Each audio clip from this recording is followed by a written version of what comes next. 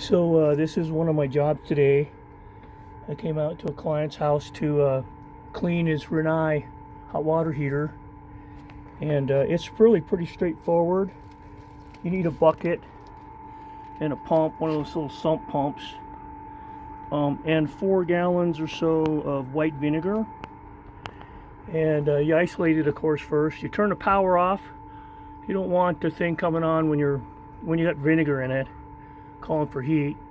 This one just plugs in, and fortunately they left me a bag to cover up that electrical box just in case.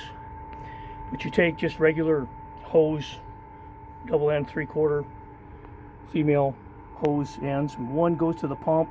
The cold water side comes through the pump into the system, out, and then it comes back out through the hot water, and you just circulate it.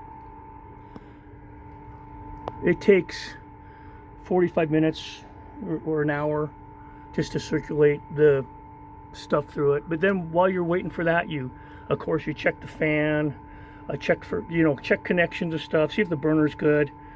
So some kind of little bit of this and that's while you're down here or next to it.